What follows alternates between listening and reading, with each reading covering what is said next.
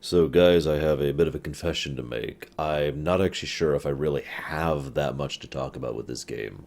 Um, it's funny because I have no idea. I never know how long my videos are going to be until I actually, I'm done and look back and I'm like, oh, it was a 45-minute video or whatever.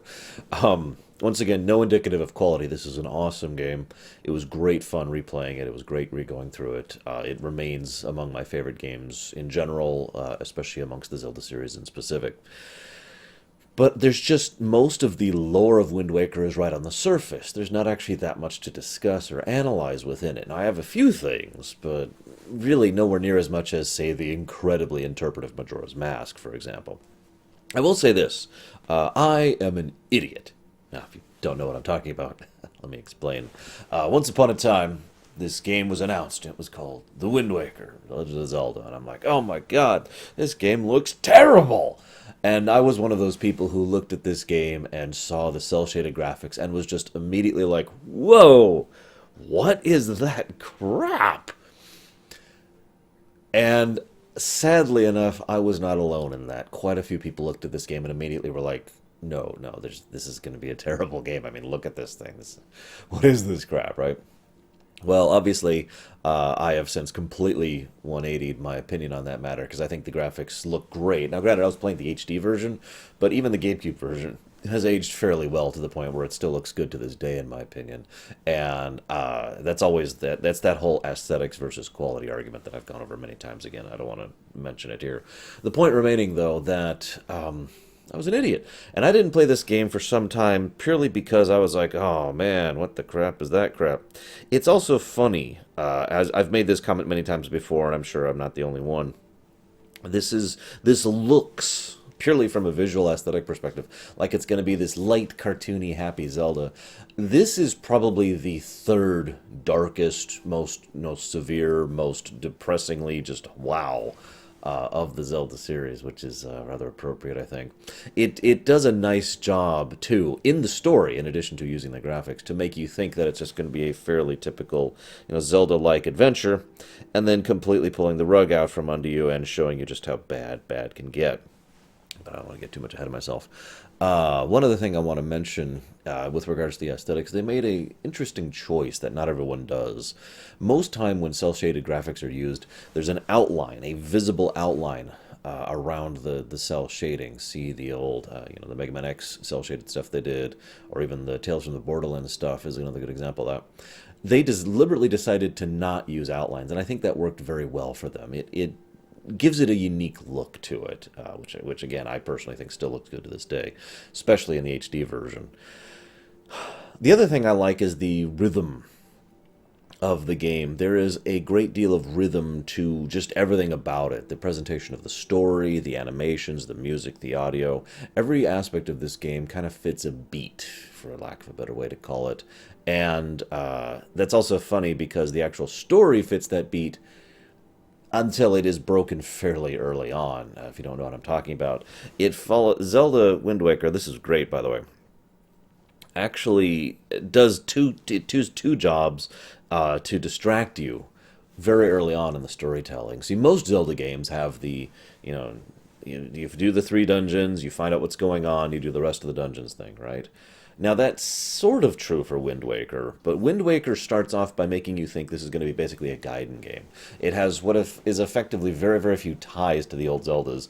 At least that's what you think initially.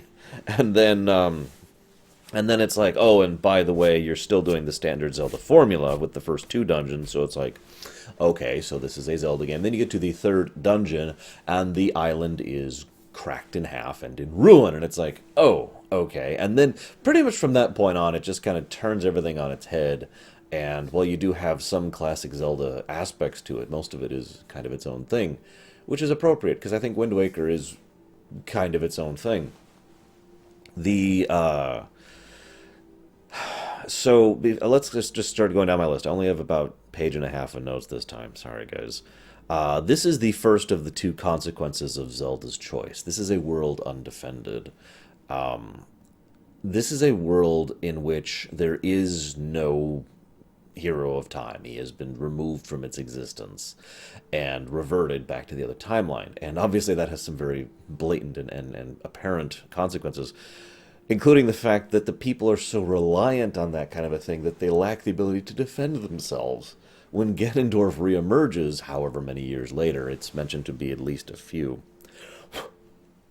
he is effectively unopposed. I mean, yeah, the Knights of Hyrule are fighting back against his minions, but they are defenseless against him. Now, your first thought is, oh gosh, that's horrible, and that is certainly a valid thought.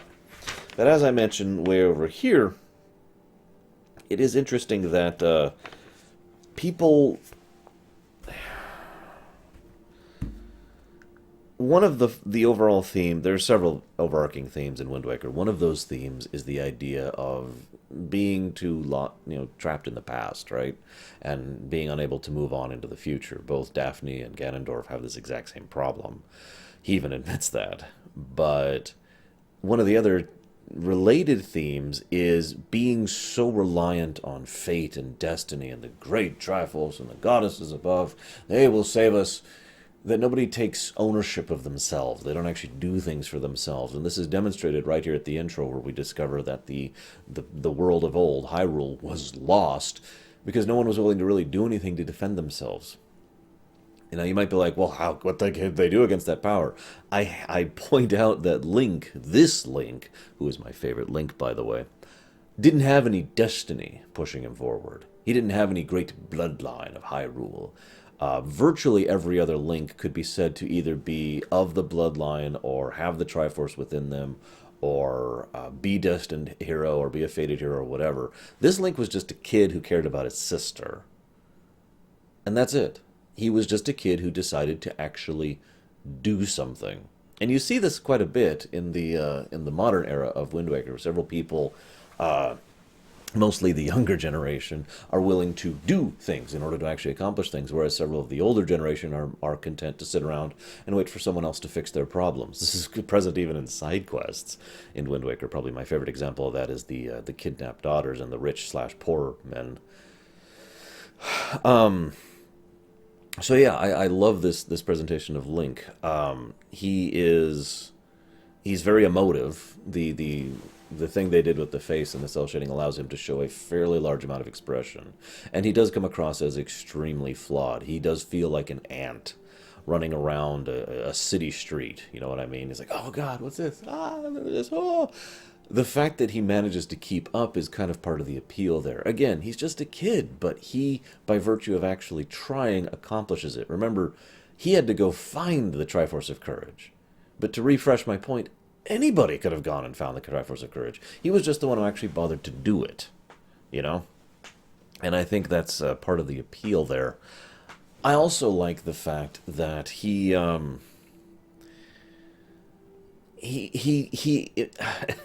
he embodied the ideal of courage before even knowing what a Triforce was. What happens right at the beginning of the game? Oh God, my sister's been kidnapped, and Helmarok King is flying off, and he literally just, and he lunges after her, and Tetra actually has to grab him so he doesn't fall off the cliff. No hesitation, no thought to his own safety, no selfishness or whatever, just immediate selfless, I'm going to go help her. Oh yeah, I can't. And then he tries to invade the Forbidden Fortress with little more than a dinky little dagger, effectively, and a broken old shield, and that's it. I mean, really, do I even have to explain anything there? Now, one other interesting little tidbit here. I mentioned the whole not letting go of the past thing. I have actually, when I was playing this on the stream, I compared this game several times, actually, to Fallout. Hear me out.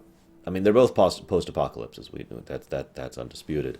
But the interesting thing is both of them share several other aspects of that concept. A lot of the problems of both the Fallout series and Wind Waker are caused because of people who are unwilling to let go of the past, people who are insisting on clinging to it as if it was some kind of lifeline. It was the only thing that actually mattered.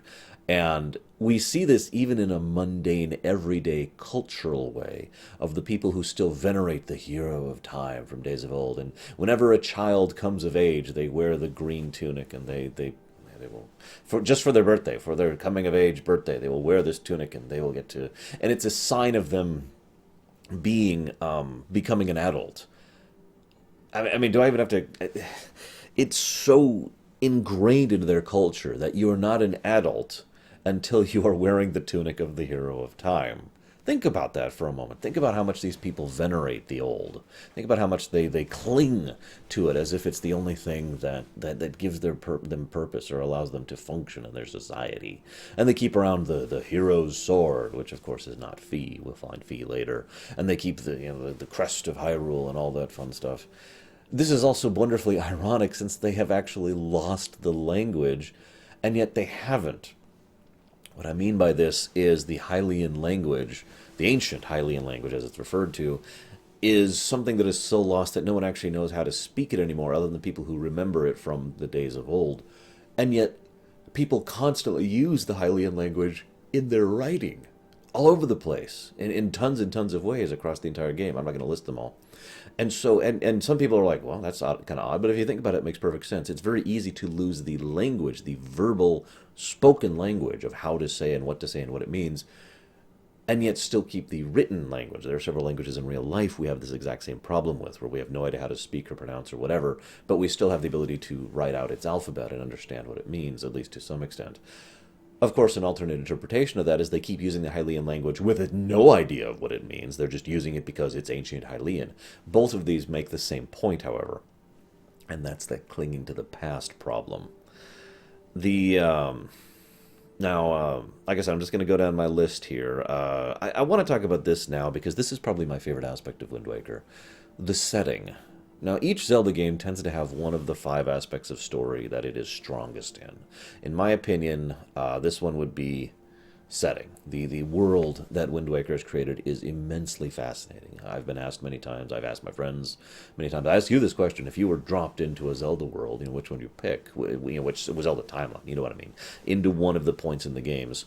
Which would you pick? My pick is usually Wind Waker because it's just such an amazing, incredible, fleshed out world. Now, first of all, it has that FF9 effect, which I'm just going to keep using that term, where it feels like a living, breathing world. There's lots of depth to it. There's lots of people to it. There's everyday events. There's lives. There's a day-night cycle. There's tons of different islands. There's the postman. There's lots of things that make it feel like a place where people actually live rather than just a game. The second thing that I love about it is, again, that post-apocalyptic thing. This is a world that has managed to endure and survive the Great Flood. I'll talk more about that a little bit later. But I love the idea of it because it's a completely different take on the usual post-apocalyptic thing. Fallout 1 and Fallout 3 both looked at the post-apocalyptic and were like, look at how horrible thing is and how much we have to struggle to survive. Wind Waker, by contrast, looks at the post-apocalyptic and says, look at how we make do with what we have. It doesn't feel that much like a post-apocalyptic situation, even though it is, because the intent is not focused on the despair and the depression and the struggle. It's more on the everyday life with what we have now. The limited aspect of the society, the extremely limited land, and the availability of the prolific nature of the sea travel, the fact that only the birds who actually can fly are the ones who carry information to and fro, the entire ceremony that the reader go through. There's tons of this all over the place. It's great. I love it. It also shows the general codependence these islands, all these different islands have on each other. They cannot exist. They can't function without each other. There's no such thing as the possibility of an isolationist island because they literally need the resources, the people, the crafting, the food from the other islands in order to survive. And I like that. I love the unique circumstance that is built up around it. Which brings me to another thing I like about the setting, the pirates. For those of you who don't know, in real life, pirates are really, really, really, really disgusting, terrible people. In most fiction, pirates are, fairly romanticized. Freedom. I mean, yeah, we steal stuff, but freedom. In this setting, they are neither of those things. I use the word adventurers to describe what pirates are, and there are several settings that basically have different words for what is effectively the same thing. Adventurers, the people who go out and do the things that no one else is willing to do. They fight the fights, they have their own ship, or they have their own crew, and they go through dungeons, or they go through the areas, blah, blah, blah. Now, yes, there is some pirating that the pirates actually do, but for the most part, you might as well just call them adventurers and leave it. Probably the best example of this is FF12, which has the Sky Pirates, which basically don't do any pirating at all. That's just the term for them. Maybe they're pirating the sky? That might be it. I don't know. I also, I mentioned, okay, so, yeah, another interesting thing is there's just the presentation of Tetra in this story is awesome, and I actually really like it. This is probably, I'd say, tied for my favorite Zelda with two others: the one from Twilight Princess, for reasons we'll get into, and the one from Spirit Tracks, for reasons we'll get into. But I think I like her most because she is an active, willing character who is more than capable of taking care of herself and still has, it doesn't fall into the tomboy cliche per se, but actually has additional depths to her character. Not too many depths, but nonetheless. And of course, that I have to be, in the interest of honesty, I have to admit that is all thrown completely out the window the moment it's revealed that she's Zelda, and she's like, "Oh God!" and she basically stops existing as a character until the very last fight in the game, at which point she becomes awesome again, and remains so throughout the duration. But whatever. The Let's see, what else have we got here? Speaking of the old clinging to the old thing, the Forbidden Fortress itself shows two things, I think. Again, this is a water world, an oceanic world for all intents and purposes at this point in time, or at least an oceanic setting, because we know there's other continents, which... So the very existence of something like the Forbidden Fortress showcases the sheer amount of opulence and what is at Ganondorf's fingertips, what he can accomplish. But it also showcases his lack of adaptability. A fortress doesn't really fit in an oceanic world, not like this. That's something that fits in a world of land, right?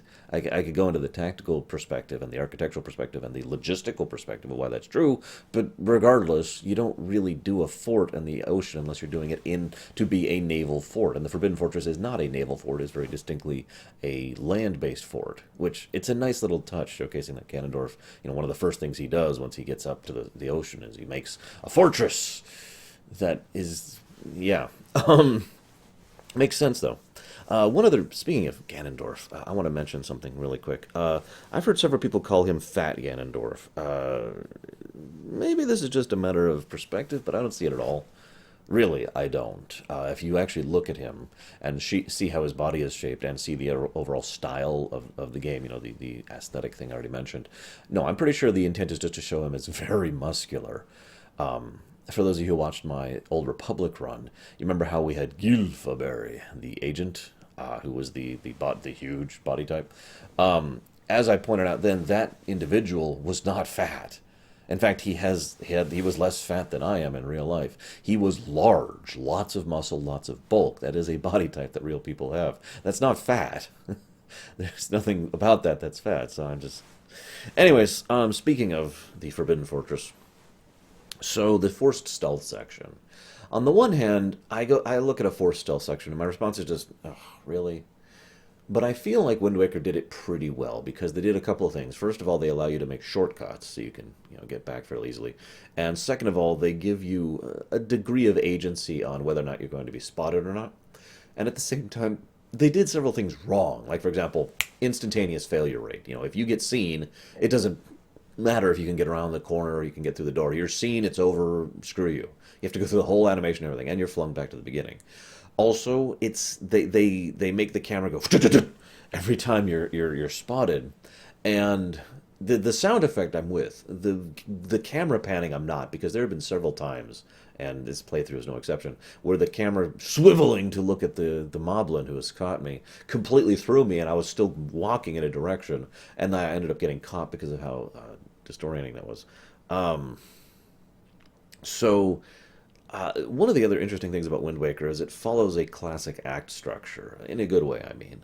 The first act it pretty much terminates when you get the boat, the Red Lion King of Daphne, etc.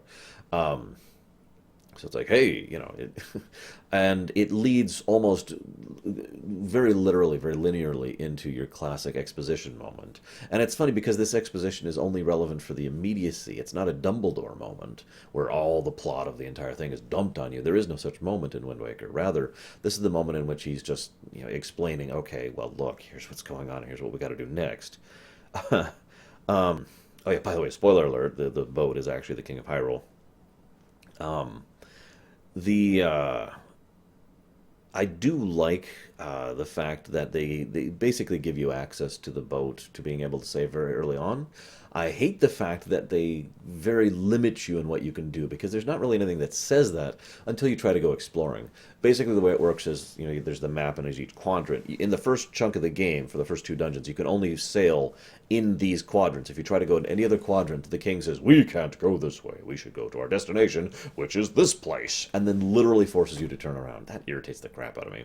I would rather it just been there been a cutscene where you go to the next island, and then a cutscene where you go to the next island, and then give us the sailing mechanic once we reach the exploration point or the freedom point. Those of you who've watched my Final Fantasy in-depth reviews and anything I've talked about in that matter know that what I mean when I say the freedom point. In other words, I can now go and do whatever.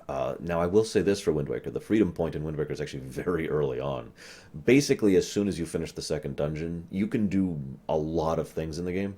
And once you finish the the second run through the Forbidden Fortress, you can do basically everything in the game. And I like that. I like the fact that this game has tons of freedom, which brings me to another point of Wind Waker that I know is a little bit of a controversial opinion. I like the sailing. I really do. Now, let's make this clear. I feel that the inclusion of the swift sail was a good thing. The changing the wind gimmick makes sense for some of the puzzles, but for sailing back in the GameCube, after a while it lost any of the charm and it just felt like it was padding. But I will say that with the swift sail, which just automatically turns the wind for you, that problem just vanishes. Another good reason why I like the HD version. Um, so I really enjoy the sailing mechanic. It really helps make it feel like this is a world you can explore. I think I actually forgot to mention this in my Ocarina video, but one of the things that was great about Ocarina was there was that exploration moment of, oh my god, here's Hyrule Field and it's huge. Look at all this stuff you can explore.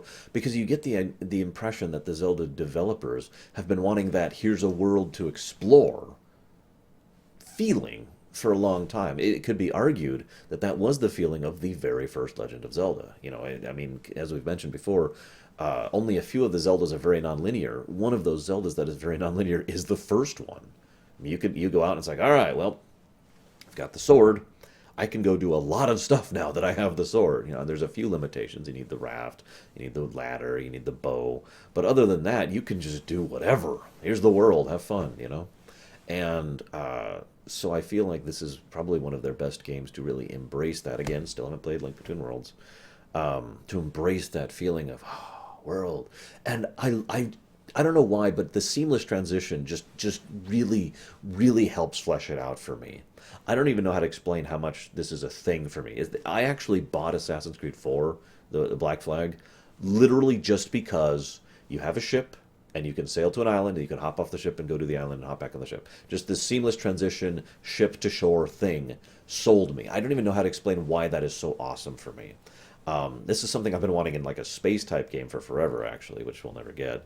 But, I mean, you guys know how much of a ship guy I am in general. The ability to just sail wherever, to just find whatever spit of land you see, and just, well, I wonder what this is, and hop on it. Oh, it's one of Tingle's towers. Tingle, you bastard. You can just do that. You can just roam. You can just, I love it. I love the explorative nature of it. And you're basically always rewarded, too. That's another nice touch.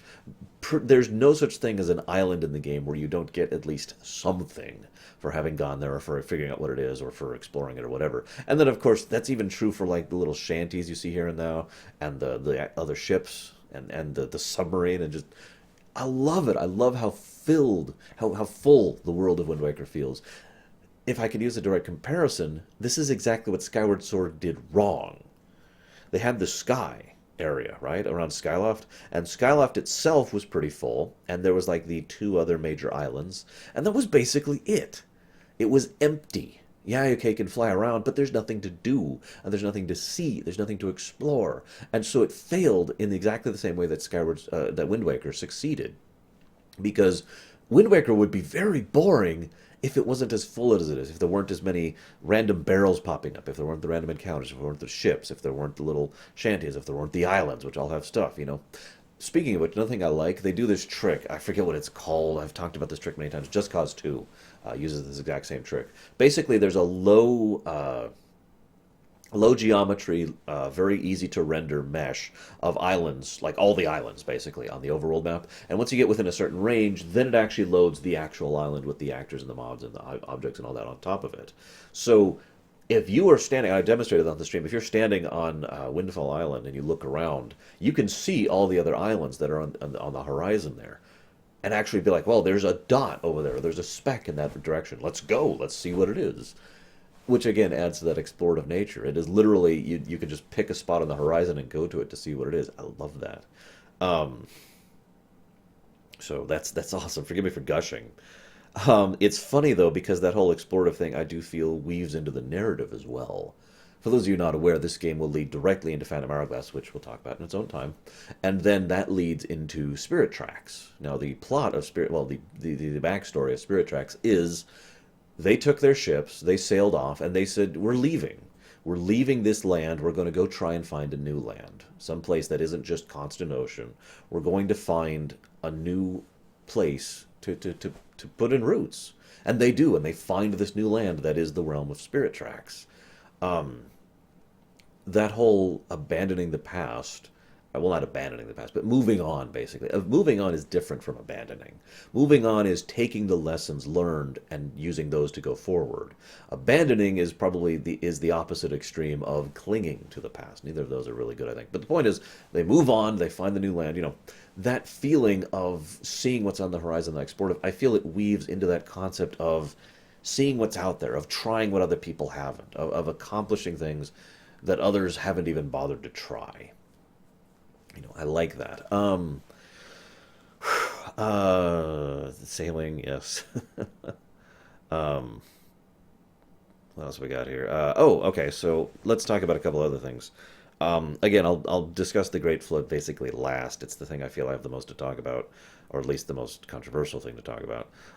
So the Zora were actually transformed into the Rito, but they weren't given wings. Um, this is either negligence or deliberate hampering. There's really no other way to interpret that. Because they specifically bound these Rito now into to Valu, the wind dragon, which is, by all intents and purposes, a descendant of Volvagia, which I find hilarious. But then again, Volvagia probably kind of was evil because of the nature and the circumstances and the world he was in. Valu is a lot less horrible. Anyways, so yeah, the reason they were changed is hilarious because the entire purpose of the bubble around Hyrule and the ocean being pushed on top of it was so that no one could go down to Hyrule.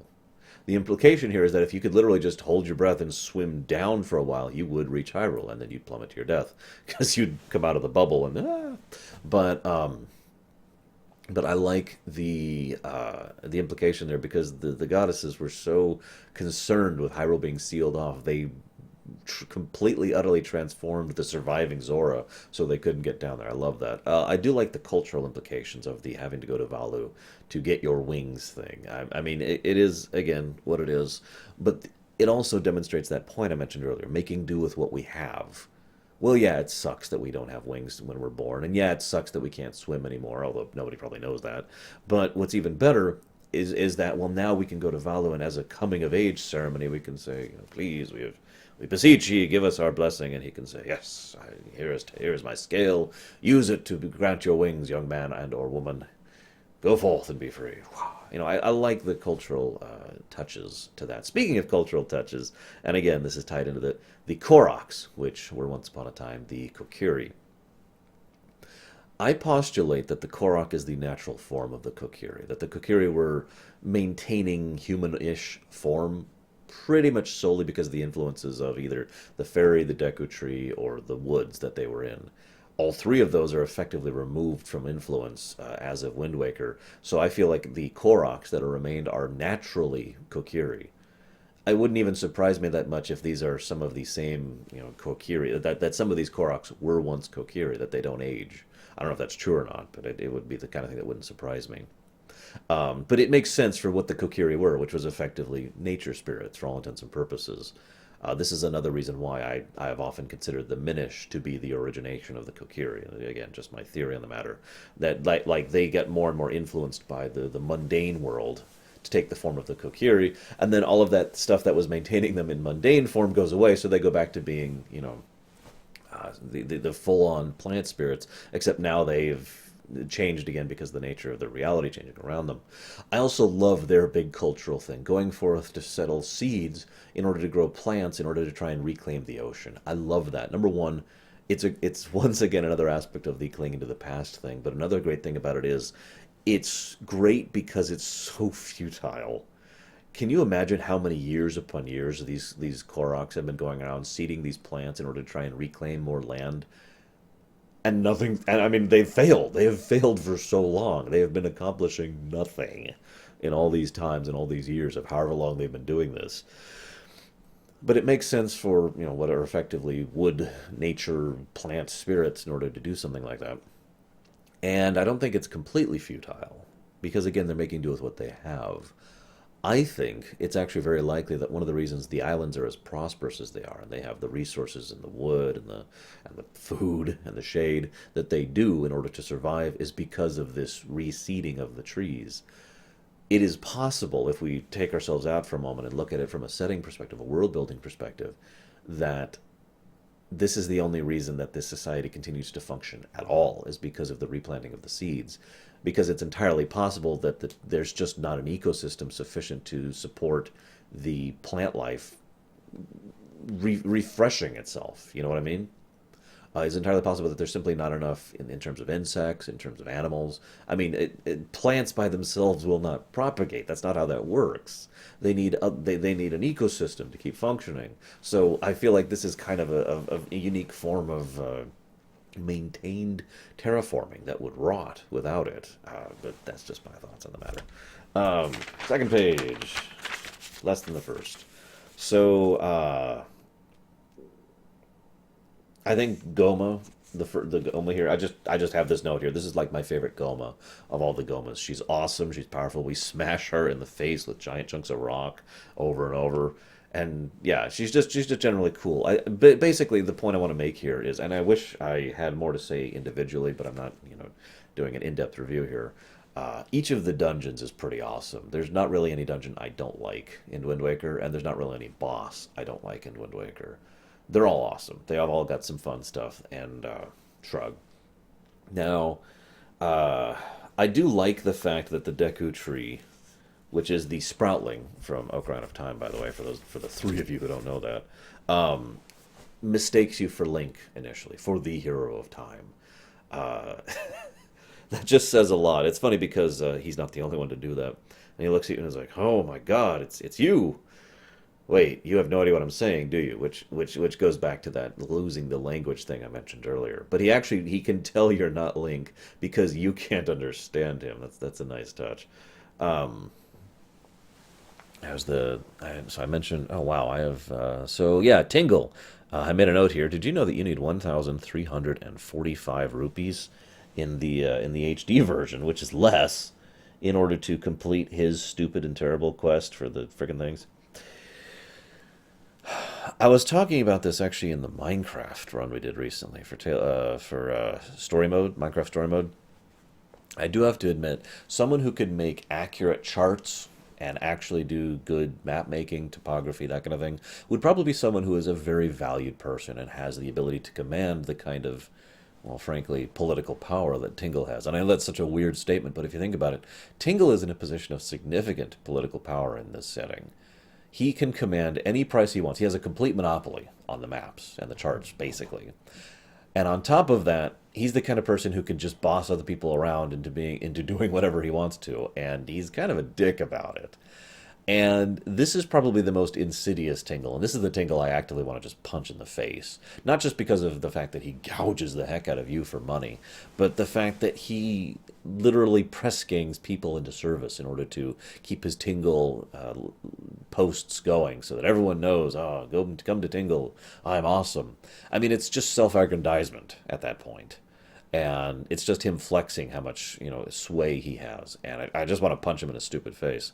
He's also much ruder in general. His overall tone of speech is much less, I'm a child, or at least I'm a guy who still thinks I'm a child, like he was in Majora. In this case, he's more like, I'm a dick. Screw you. Um, the So screw him. I also want to mention one other thing. The presentation of the Great Fairies in this game is my personal favorite of the Great Fairies across the entire series. They are human enough without being too human, and they are inhuman enough without being too inhuman. They really hit the middle point there for me.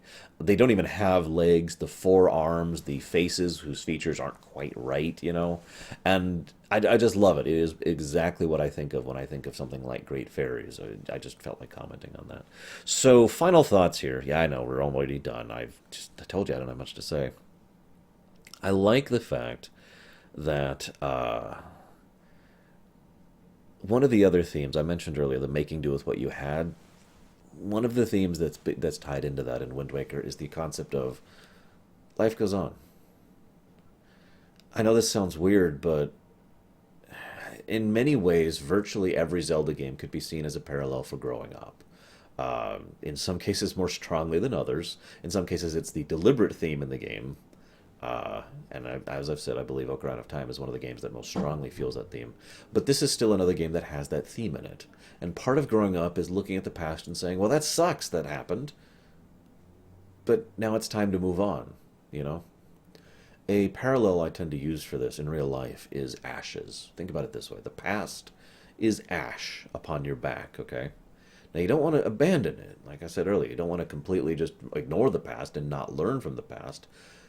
But if you just let the past sit on your back, you're just going to slowly get weighed down by more and more of this ash that is just affecting every aspect of your life. And you get the point? So you let the ash fall off your back. You remember it. You learn from it, but you move on. It's the idea that we look at the situation and say, well, we could sit around saying how much this sucks and how much better things used to be. Or we could make do with what we have and try to move on from it. It's everywhere in the game. Every NPC, every side quest I saw. I thought about making a list and just going down the list, but really, I'm just going to summarize it. It's everything. It's every character who is named. It's every major side quest, the plot itself, aspects of the entire setting development. It's everywhere. And it is funny to me that the ultimate act of moving on is not created until people try to cling to the past. Let me explain what I mean. Daphne is, in my opinion, just as flawed as Ganondorf is. I mean that sincerely. Or is it Daphne's? I forget if there's an S there, but whatever, the king.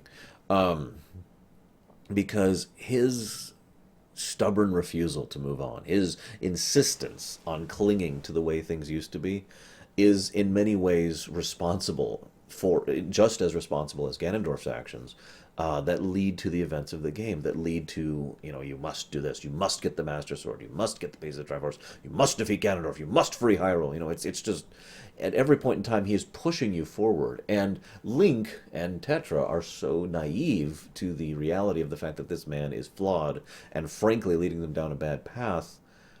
They're just, okay, yeah, we'll go do this. You're our friend. We trust you. We care about you. We got this. And you see where I'm going with this direction. I also I love it because at no point in time does he actually inform them of the whole situation. Ganondorf actually tells us most of what we learn about what happened. Let's think about this for a moment. This is my big point right here. This is all tied in, so I'm just going to hit it in a morass of discussion. The goddesses are bastards. I'm just going to pause for a minute for you guys to go ahead and flame me for this. It's okay. let's look at the situation here. How many times in the entirety of the whole Zelda series have the three goddesses actually come down and done something?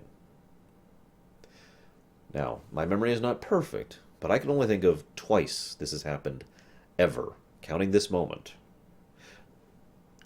It's funny because when I was originally analyzing the backstory and the timeline of this, it naturally occurred to me, like immediately, that what was actually happening was that the king of Hyrule had used the Triforce, and he had wished for Hyrule to be saved, and he had done so with, not the best of intentions, with an evil heart, basically. And so Hyrule was saved, right? Well, and then I actually went back and looked. I was like, well, no, that's not actually what happened. He didn't have access to the whole Triforce. Ganondorf still had the Triforce of power, and the Triforce of courage was shattered all over the place because of the fact that the person who was carrying it left. So all he had was wisdom. So the point is, he had to have actually deliberately and basically reached out to the goddesses themselves, who had to directly intervene, which again, they basically never do. They always work through their agents. They're always content to let whatever happens happen because, whatever.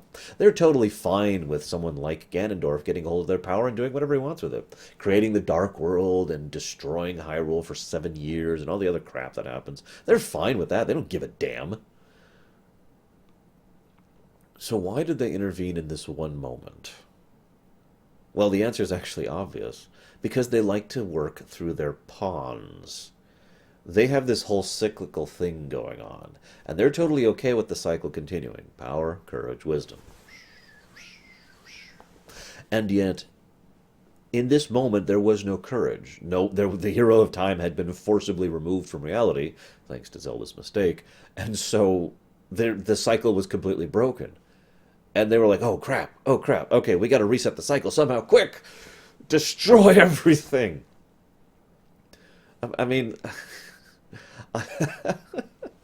admittedly, we don't know how bad things would have been under Ganondorf's rule, and they probably would have been bad. I mean, we saw what happened in Ocarina, right? But, the post-apocalyptic society of Wind Waker happens because the apocalypse was caused by the three goddesses. They did it. They flooded the realm. They're the ones who sealed away Hyrule and forced everyone to live on the islands. They're the ones who prevented the Zora from ever being able to reach Hyrule. They're the ones who sealed everything down there in the time and ensured that Fi would be locked away. They're the ones who did all this crap.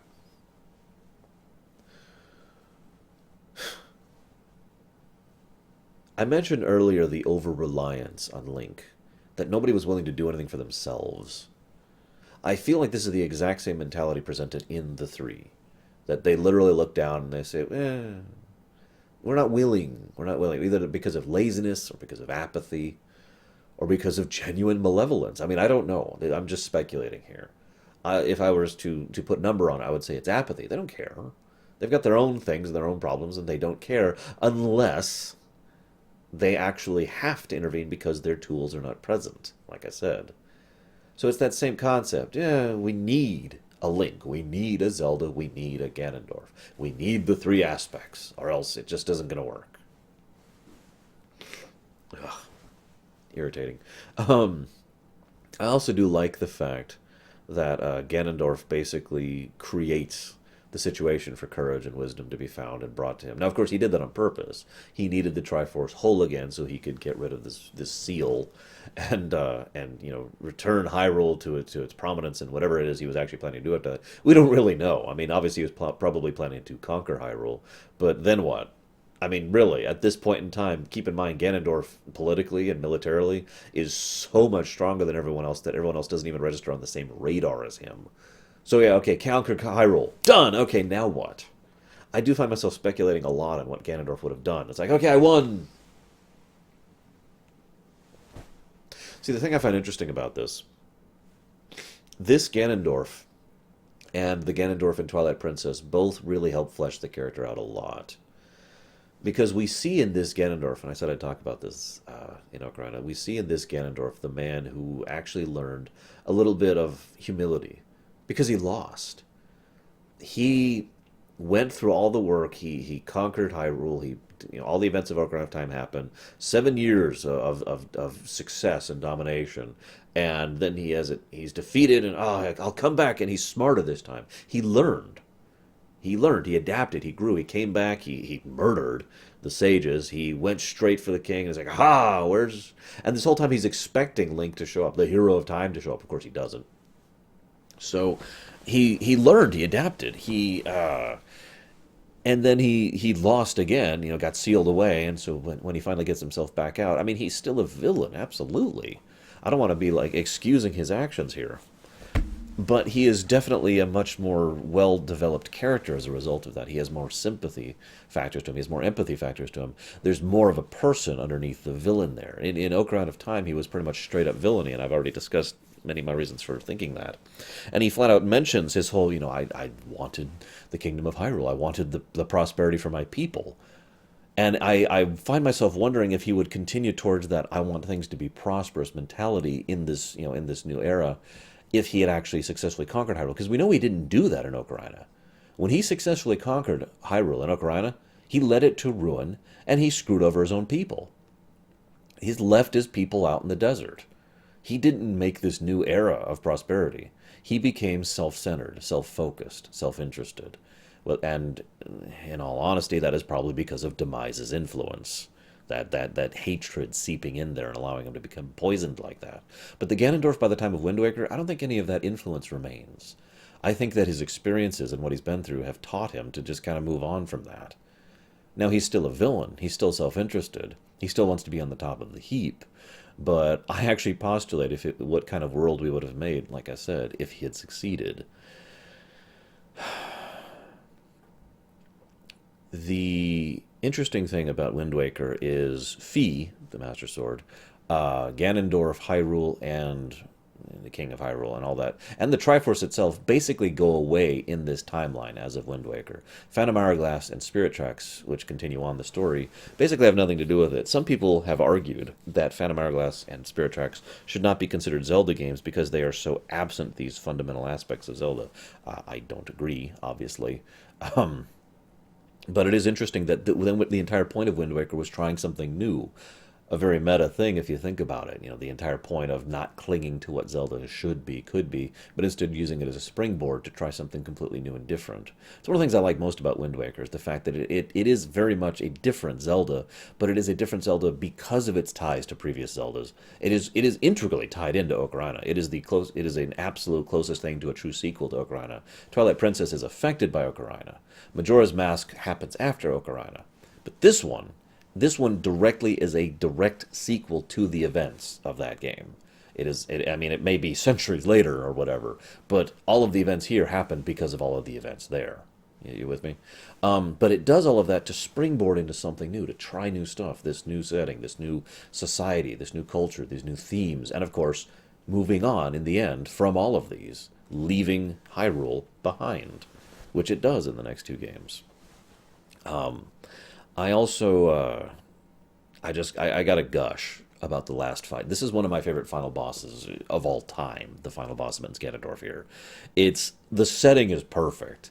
You're on the top of Ganondorf's tower. The seal has been broken, and the ocean that is up there above you, above the air bubble, is actually starting to pour in. And so it's pouring rain, and there's ocean coming down forever, and there's thunder and lightning, and you're on top of this tower, and the wind is just buffeting all over the place because of all the displacement, because of the water pouring down. And you're fighting Ganondorf, dual-wielding his massive swords of awesome, alongside Zelda. The two of you are literally co-oping against him. It's a great fight. But the scene that leads right up to it also is interesting to me, because it's the scene where Ganondorf cracks.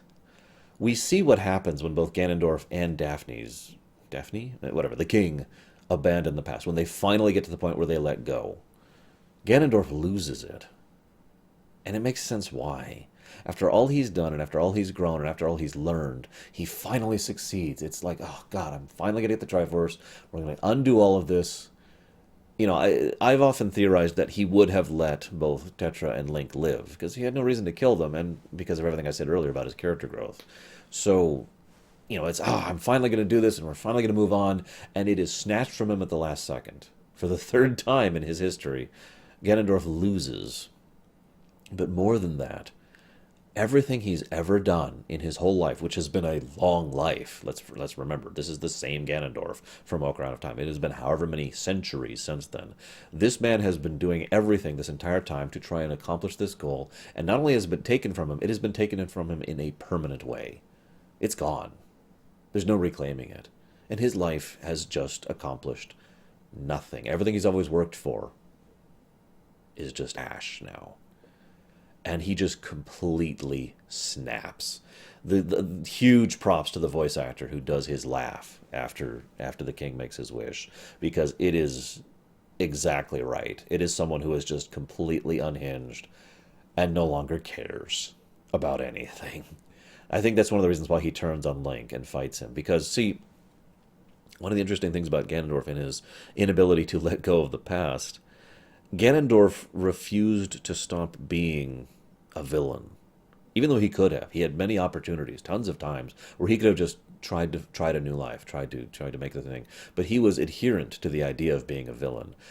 Maybe this is just me reading into it, but I feel like he regretted being a villain, but he felt like he had no choice because of that whole stuck in the past mentality, because of this is the way things were, therefore this is the way things are mentality.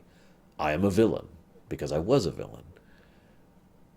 I mention this because this is the only thing he has left in the very end. All he has left is his conflict with the hero of courage, this Link that is in front of him. That's all he's got left. And that's why he turns to fight you. Fine. Fine. This is the last act I will accomplish because this is the only thing that exists that is Ganondorf. And it's still a lie. You see, I almost think that he wanted to lose that fight. To be sealed in stone and stuck with this Triforce, or with the Triforce, well, with the Master Sword, literally in his forehead for all time. Yeah. And then, of course, the king, last thing I got to talk about here, the king, when he lets go, he has kind of a different reaction. See, he was still adhering to his roles, too. The king kept insisting on Ganondorf being a villain as well. He has to be stopped, blah, blah, blah. And, of course, Ganondorf was a villain, as we've already discussed. I wonder how much of his villainy is because the king was pushing him to do that, which was being pushed by Ganondorf, and the two of them were self-creating this cycle, basically. But when he finally lets go, he says he just lets go of everything. He doesn't lose it. He doesn't crack. He doesn't snap. He just slowly and sadly lowers his hand and accepts the fact that he is dead. He accepts death. He accepts his own termination and the termination of all he's ever loved and all he's ever known, because it's all gone. And he knows that. He helped to make that happen. I mention this because this is also a part of growing up. Moving on, starting anew. It's not always some great, fresh, vibrant adventure. It sucks sometimes. It hurts sometimes. And sometimes it just makes you sad and will continue to make you sad in the future. It's a part of living, really, is understanding and knowing that and embracing that so you can move on, just like they do, into Phantom Hourglass, which has nothing to do with any of this stuff, but more importantly, into Spirit Tracks, which has a lot to do with all this stuff. But we'll talk about those next week, or I will see you guys there.